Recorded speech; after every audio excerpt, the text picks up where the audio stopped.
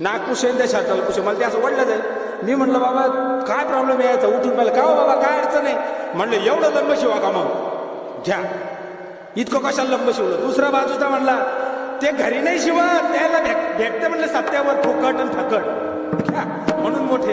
इकडून तिकडून ती गाडी आलीच अन्नाडमध्ये, खाली उतरलो 4-5 वाजेचा टायमिंग. तो लगेच एक आजी आली, म्हणले भाऊ चला माझ्या घरी, चला माझ्या घरी. मला वाटलं तर महाराजाला घेऊन जाताल चहा पाण्याला, आहे की नाही. जायला लागला मी, गेलो लगेच तिनं तिच्या नातीला पुढे गेले 1 वर्षाच्या, द्या म्हणे हिचे कान टोचून, हातात ब्रीफकेस.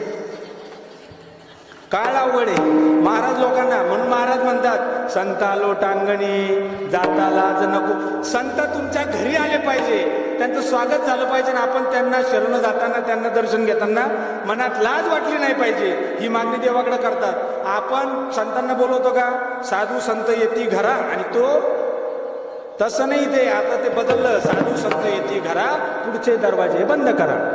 आता काळ बदलत चालला नाही. आता नको म्हणले कोण बाबाच्या नादी लागल, आहे की नाही. पहिले असे लोक गावात जर कार्यक्रमाला गेलो मुक्कामी राहायचे, कीर्तनकार लोक, गायक लोक, वादक लोक. आताही राहतात कीर्तनकार मुक्कामी राहायचे त्या गावात. काय माझ्या सकाळी उठलं की यांच्या घरीच्या आला, त्यांच्या घरीच्या आला.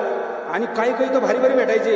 एक जण असा होता की तो कीर्तन झालं की सकाळी घरी येऊन जायचा प्रत्येक महाराजाला, आणि सांगायचा महाराज तुम्ही जर खरे महाराज असेल तर माझ्या या प्रश्नाचं उत्तर द्या. तुम्ही खरे कीर्तनकार असाल तर या प्रश्नाचं उत्तर द्या. आणि त्यांना असे कमीत कमी 50 कीर्तनकार वाटी लावले होते, एकाकडून उत्तर सुटलं नाही. त्याचा प्रश्नच भारी होता.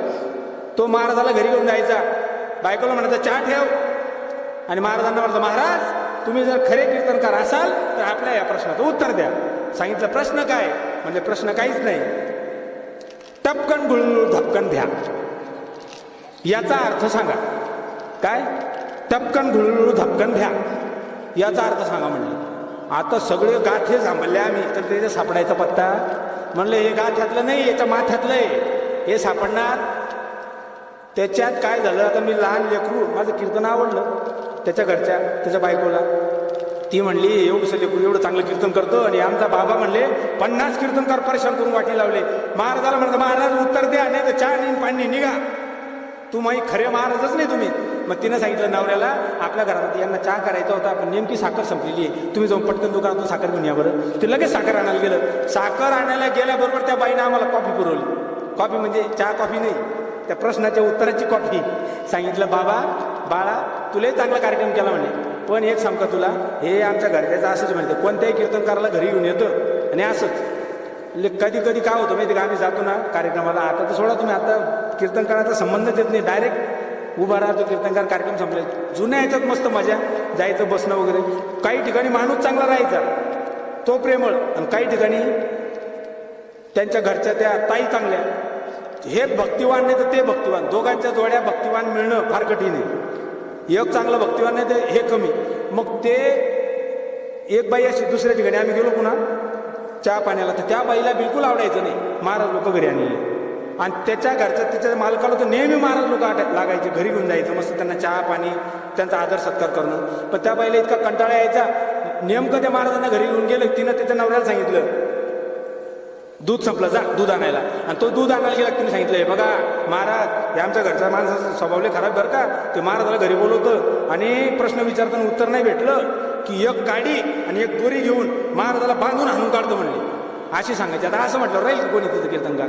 ते कीर्तनकार उठलेले पळत पळत जायला लागल्यानंतर ते पळत होते, तितक्यात ते घरी आला दूध घेऊन. म्हटलं महाराज कुठे, म्हणलं काही नाही, काय अवघड महाराज आणले तुम्ही, अहो नेहमीचे महाराज लोक चांगले. हे महाराज म्हणले मला आत्ताच्या आत्ता एक काडी पाहिजे आणि एक दोरी पाहिजे, आत्ताच्या आत्ता द्या, नाही तुम्ही चाललो. मी आणतच होते तेवढ्यात गेले म्हणले निघून. मी म्हटलं थांबा थोडंसं, यांना घरी होत्या ते तुम्हाला शोधून. पण ते काय ऐकतं म्हणलं, अशी काय येडी तू, महाराज लोकांचं ऐकलं पाहिजे. लगेच तुला घरातून दोरी घेतली नाही, एका हातात काठी घेतली आणि निघालं. आता बघा किती भारी वाटत असेल ते. हे असं पळतंय पुढं आणि ते मागं घेऊन एका हातात काढी नाही. ओ महाराज थांबा, ओ महाराज थांबा, ओ महाराज थांबा. महाराज अजून धरत पुढ. म्हणलं आता धरून हे बांधणार तुम्ही कुठणार आहे, अवघड आहे. तसं आपला दुसरा दृष्टांत, त्या बाईनं सांगितलं नवऱ्याला साखर आणायला जा, आणि मला सांगितलं आमचं यांचं डोकं जरा खराब आहे, ते काही कुठल्या गाठ्यात वगैरेचा प्रश्न नाही येतो, तो प्रश्न एकदम सोपा आहे. उन्हाळ्याचे दिवस होते, आमच्या घराच्या मागं पत्र टाकले होते, पत्र, आणि त्या पत्राच्या तिथं कैटाचं एक झाड आहे, कैटाचं झाड. कैट कळतं का तुम्हाला, कैट कळतं ना, ते झाड आहे. म्हणले उन्हाळ्यात हवा आली आणि वरून ते